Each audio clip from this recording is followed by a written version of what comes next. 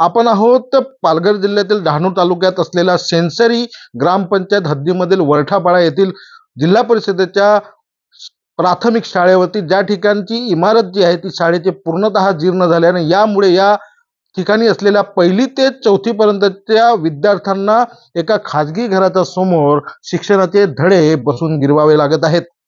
एकूण जर या ठिकाणची परिस्थिती पाहिली तर अनेक वेळा विद्यार्थ्यांना या ठिकाणी शिकवण्यासाठी शिक्षकही उपलब्ध होत नाहीत आणि अशामध्ये या विद्यार्थ्यांचं मोठ्या प्रमाणावरती शैक्षणिक नुकसान देखील होताना दिसून येत आहे। डहाणू तालुक्यातील शेणसरी वरठापाडा येथील जिल्हा परिषद शाळेची इमारत सन 2008 ते 2009 या वर्षात बांधण्यात आली होती। आज ही इमारत जीर्ण झालेल्या अवस्थेत उभी आहे।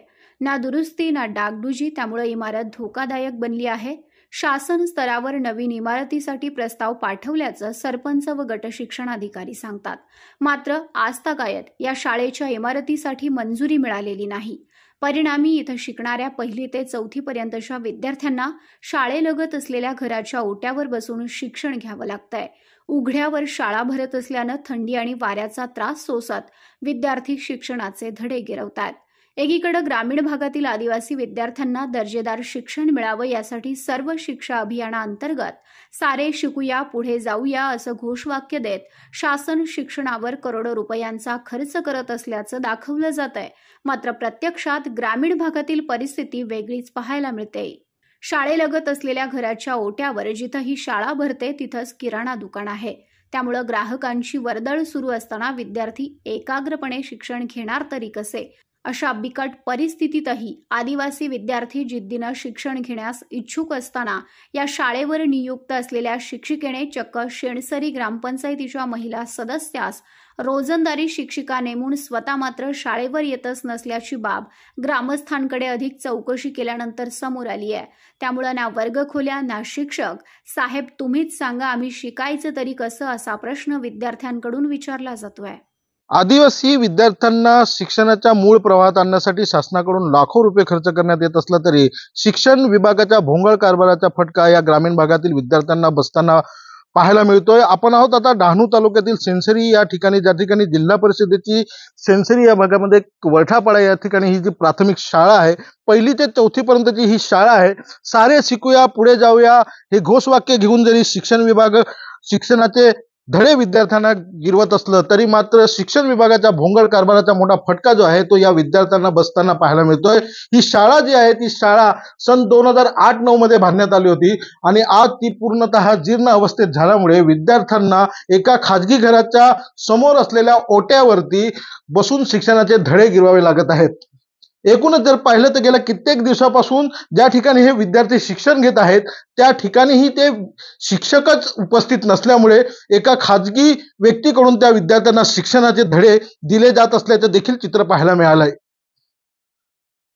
जर या विद्यार्थ्यांना योग्य आणि दर्जेदार शिक्षणच जर मिळणार नसेल तर या शिक्षणाचा फायदा काय? प्रवीण चव्हाण, पालघर। शेणसरी वरठापाडा या शाळेवरील शिक्षिका गैरहजर राहत असल्याच्या प्रकाराबाबत बांधघर केंद्र प्रमुखांना विचारलं असता मी काही दिवसांपूर्वीच प्रभारी केंद्र प्रमुखाचा पदभार स्वीकारलाय असं सांगत प्रभारी केंद्र प्रमुखांना शाळेवर भेटी देण्याचे अधिकार दिलेले नाहीत। आम्ही फक्त महिन्याकाठी सांख्यिकी माहिती शिक्षण विभागाकडे पाठवत असतो। मी प्रत्यक्षात या शाळेवर आजपर्यंत कधीही भेट दिलेली नाही, त्यामुळे तेथील परिस्थिती काय आहे हे मला माहीत नाही असं केंद्र प्रमुखांचं म्हणणं आहे।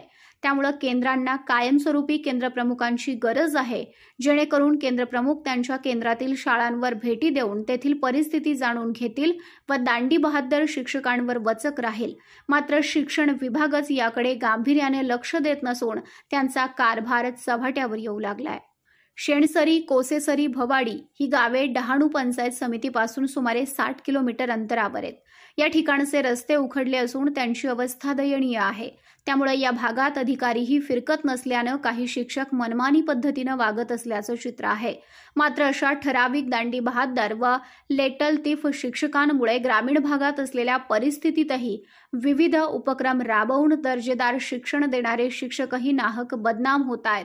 शासनानं एकीकडे शाळांची पटसंख्या कमी असल्याचं कारण देत जिल्हा परिषद शाळा बंद करण्याचा घाट घातलाय, तर ज्या ठिकाणी पुरेशा प्रमाणात पटसंख्या आहे त्या ठिकाणी वर्गखोल्या शिक्षक उपलब्ध करून दिले जात नाहीत.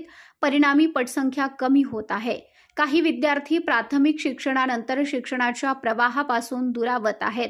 मात्र याविषयी स्थानिक लोकप्रतिनिधी जाणीवपूर्वक डोळे झाक करत असून शिक्षण, रस्ते, आरोग्य, रोजगार अशा सुविधांचा बोजवारा उडाल्याचं चित्र या भागात पाहायला मिळतंय.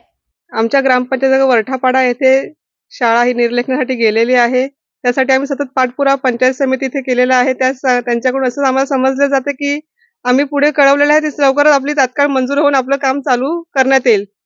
तर आणि ज्या शाळेमध्ये आहे ते शाळा सध्या उघड्यावर दुसऱ्यांच्या वरांड्यावर भरत आहे. तिथेही पोरांचे फार थंडीमध्ये हाल होत आहेत. हालामध्ये मॅडमही वाटतं 1 तारखेला गैरहजर होत्या. त्यांच्याकडून समजण्यात आलं की त्यांनी रीतसर अर्जानुसार ते गैरहजर आहेत. त्यानुसार आम्हाला शाळेतील जे विद्यार्थी आहेत त्यांना शिक्षणाची जी ओढ आहे त्याच्यामध्ये फार त्यांची गैरसोय होत आहे. तरी शासनामार्फत आम्हाला एवढीच विनंती आहे की आपण योग्य ती आम्हाला शाळा नवीन इमारत देऊन पोरांची जी गैरसोय ते सगळी टाळावी आणि एवढीच विनंती आहे शासनाला. धन्यवाद. ग्रामस्थांची पण असे सांगणं आहे की अनेक वेळा त्या शिक्षिका येतच नाहीत आणि त्यांनी रोजंदारीवरती तिथं शिक्षक नेमलेला आहे. नाही साहेब, मग ती जी तक्रार होती जी मलाही एकदा आलेली होती का ग्रामस्थांकडून की मॅडम येत नाही आहेत. त्यानुसार आम्ही त्यांना फोनही केलेला की मॅडम तुम्ही त्यांच्याकडून समजण्यात आलं की त्यांनी रीतसर एक अर्ज देऊन ते गैरहजर आहेत. त्यानुसार आम्ही केंद्रप्रमुख अवॉर्ड सर त्यांनाही वेळोवेळी सांगत असतो. ते बोलले की नाही मॅडम सर अर्ज असतात त्यामुळे आम्ही पुढे काही बोलू शकत नाही.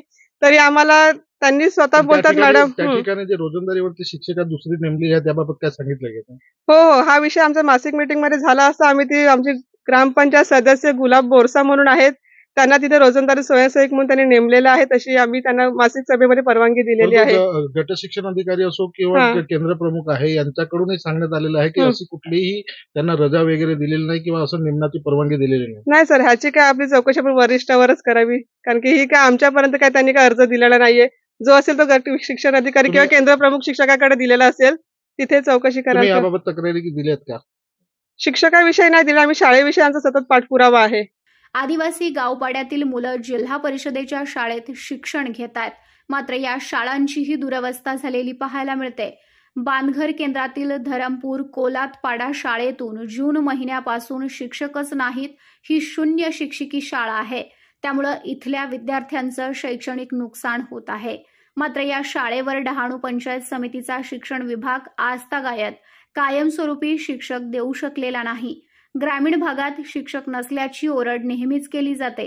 मात्र पालघर हा आदिवासी जिल्हा असूनही काही बिगर आदिवासी संघटनांनी पेसा शिक्षक भरतीला विरोध केल्यानं शिक्षक भरती होऊ शकली नाही.